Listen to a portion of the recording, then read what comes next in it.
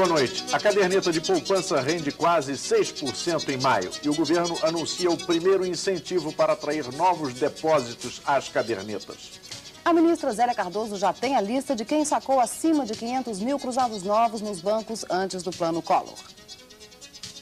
São Paulo vai construir um sambódromo já para o próximo carnaval. As 500 maiores empresas do país revelam numa pesquisa que o momento é de recessão. 6 países europeus são atingidos por um forte terremoto. Há 9 mortos e centenas de feridos. Veja também no Jornal da Cultura a chegada do presidente Gorbachev aos Estados Unidos.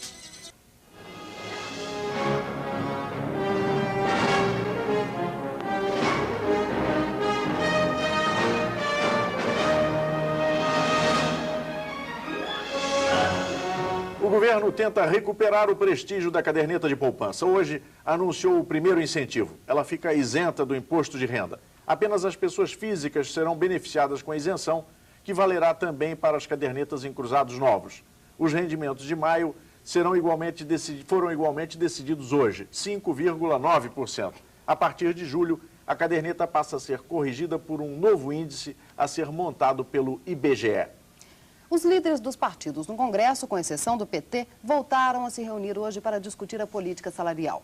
Eles decidiram deixar para depois a reposição das perdas com o Plano Collor e aprovaram o reajuste para quem ganha 5 salários mínimos. A divergência agora está no índice que será usado pelo governo.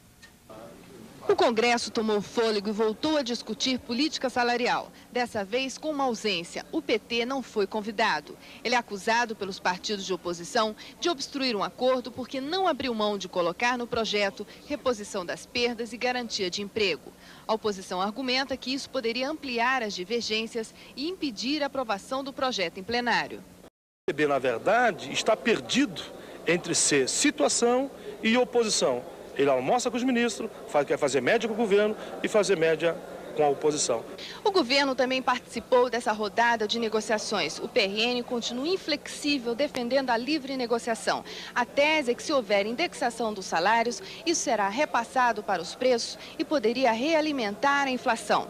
Mas uma ideia ganha cada vez mais a simpatia, inclusive dos outros partidos que apoiam o governo, que é de proteger pelo menos uma faixa dos trabalhadores, que ganham até 5 salários mínimos. Diria que a negociação pode produzir um resultado que leve à convergência de muitas vontades, da oposição e de partidos ligados ao governo. Foi assim ano passado, quando aprovamos uma lei salarial por unanimidade. Marcos Pinheiro de Lima, acusado de provocar a morte de 3 pessoas durante um racha na semana passada, depois hoje no Detran. Ele negou que tivesse participado do racha. O acidente foi na Avenida Marquês de São Vicente, zona oeste de São Paulo. Segundo testemunhas, Marcos se exibia com sua Saveiro em alta velocidade quando perdeu o controle do carro, atingiu uma moto e atropelou 12 pessoas que assistiam o racha. 3 morreram. A perícia no carro de Marcos constatou que o motor estava adaptado para ganhar mais potência. Você usa um carro turbo? Eu comprei ele assim. Você comprou porque você tinha intenções de rachar? Não tinha intenções. Eu tinha intenções de comprar uma Saveiro, porque eu tenho uma moto e normalmente eu viajo quando tem algum final de semana prolongado. E eu utilizo a caçamba dela para colocar a moto em cima. Quer dizer, você nega que seja participando de racha? Mas de quem foi a culpa do acidente, na sua opinião? Na minha opinião, é a moto que entrou na minha frente. Marcos vai ter sua carteira de motorista cassada por... Além do processo do Detran, ele também vai responder por 3 homicídios culposos e 9 lesões corporais. Foi enterrado hoje em São Paulo o garoto Leandro Acama, uma das vítimas da tragédia que envolveu a família Acama na semana passada no bairro da Chácara Flora, zona sul da cidade.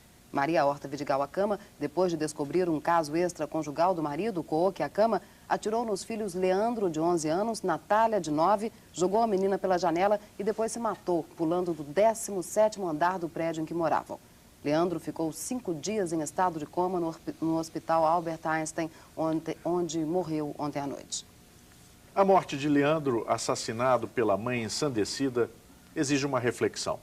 No mundo civilizado, uma pessoa que se considera enganada reclama, discute, contrata um advogado e vai embora reconstruir sua vida. Não mata, nem se mata. Jamais. São Paulo pode pular o próximo carnaval no Sambódromo. O projeto do Polo Cultural foi doado pelo arquiteto Oscar Niemeyer e apresentado hoje pela prefeita Luísa Erundina.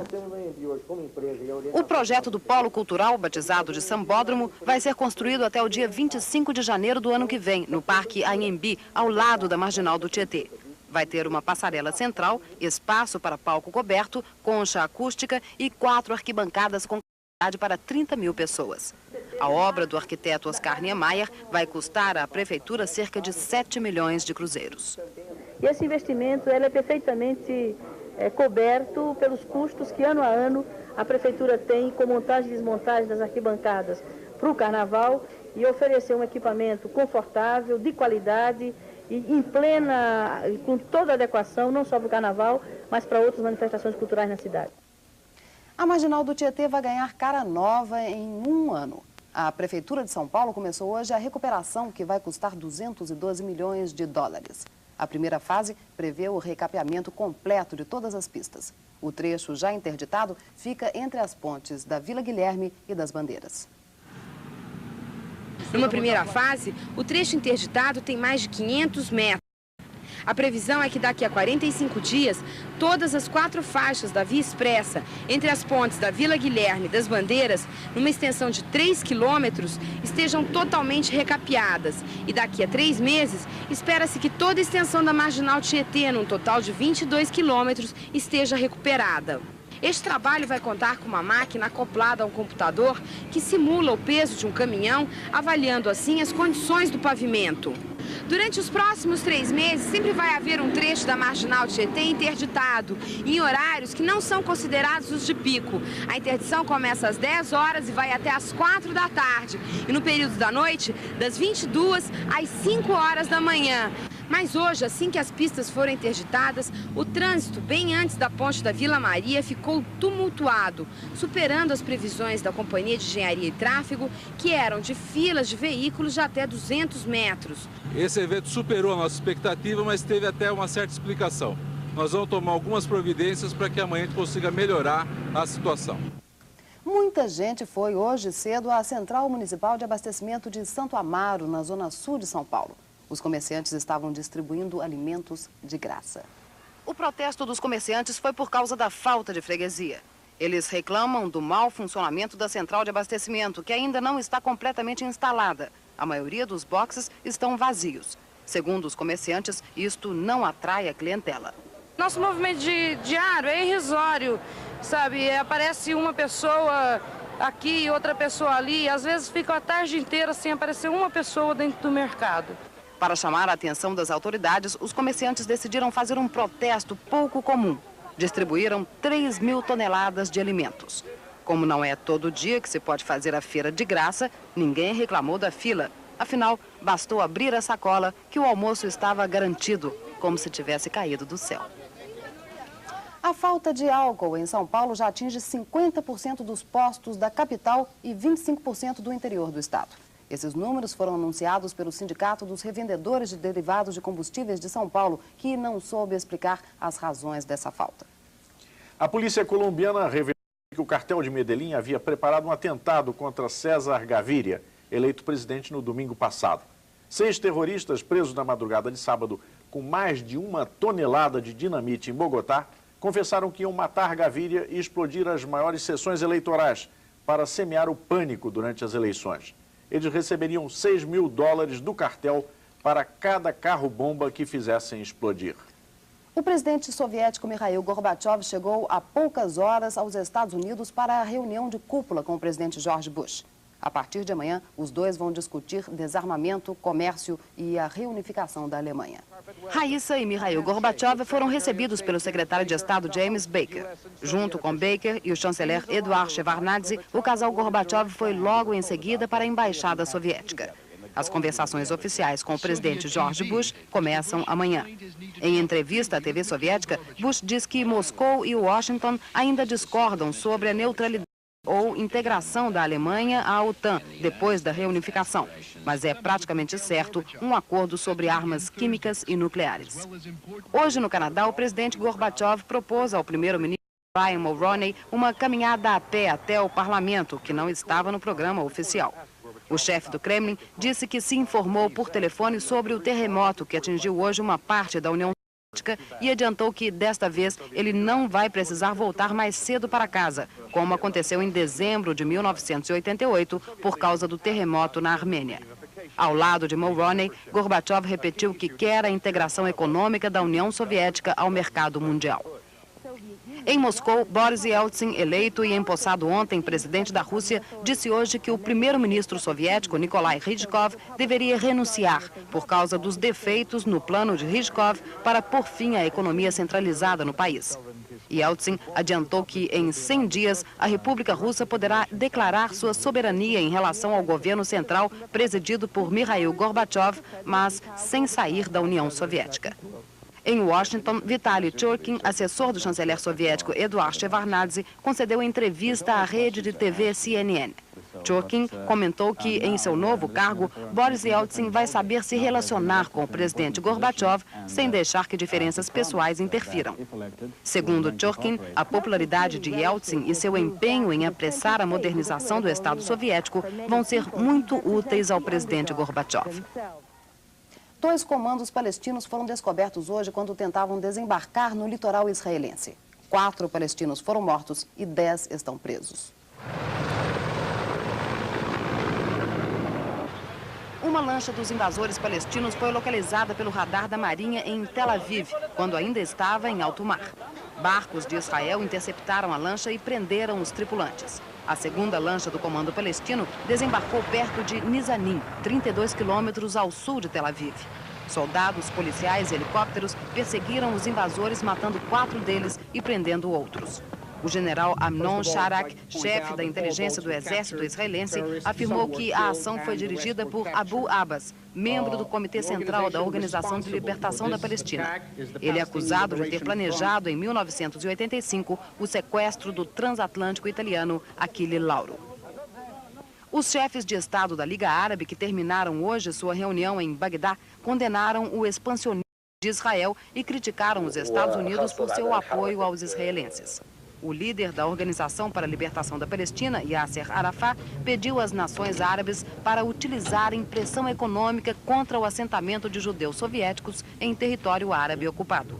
Alguns líderes árabes modernos, como Hosni Mubarak do Egito, procuraram amenizar as críticas aos Estados Unidos. O presidente Saddam Hussein, do Iraque, diz que Israel planeja atacar novamente o Iraque. Hussein ameaça retaliar com armas químicas do mesmo tipo que usou na guerra contra o Iraque. A frente fria continua semi-estacionária no sul do país. Por isso, a temperatura continua amena aqui em São Paulo. Confira os detalhes da meteorologia com Tânia Nomura. Hoje fez sol em todo o estado de São Paulo. A umidade relativa do ar esteve baixa e principalmente à tarde teve muita névoa seca aqui na capital. As máximas permaneceram altas e os termômetros ficaram entre 28 e 30 graus. A frente fria continua bloqueada no litoral do Paraná e Santa Catarina e na sua retaguarda tem uma forte massa de ar polar abaixando a temperatura. E amanhã as chuvas começam a diminuir no Paraná, mas ainda há chance de chuva no sul e sudoeste do estado. A temperatura vai ficar entre 14 e 30 graus. O Rio Grande do Sul e Santa Catarina continuam com chuva, mas também vão ter um pouco de sol. O termômetro vai ficar entre 8 e 21 graus. E São Paulo vai ter sol com nevoeiros pela manhã. Pode chover em alguns pontos do estado. A temperatura continua alta e vai ficar entre 15 e 28 graus na capital, entre 19 e 30 no litoral e 11 e 32 no interior. E amanhã, Terra, Sol e Lua formam um ângulo de 90 graus às 5 horas e 12 minutos. A luminosidade lunar vai aumentar gradativamente e a Lua entra na sua fase crescente. E nessa quinta, o Sol vai nascer às 6 horas e 40 minutos e vai se pôr às 17h17. Veja depois do intervalo como foi a reação das financeiras depois que o governo afrouxou um pouco o crédito ao consumidor. E o resultado de uma pesquisa que não revela o nome dos empresários, mas diz o que eles pretendem fazer diante do atual quadro econômico. As notícias do esporte também estão na segunda parte do Jornal da Cultura. Nós voltamos num minuto.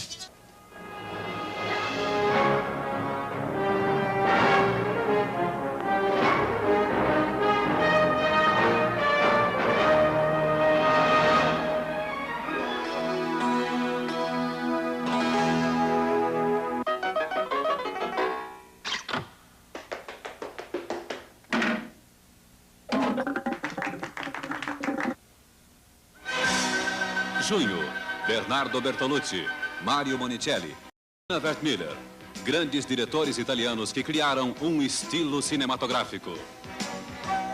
Nino Manfredi, Burt Lancaster, Totò, Robert De Niro, Ugo Tognazzi, atores inesquecíveis em momentos brilhantes da produção do cinema italiano. Totò e as mulheres. E agora falamos de homens. O Ferroviário, 1900. Só dói quando eles riem. Em junho, sessão de cinema italiano. Todos os sábados, 9h30 da noite.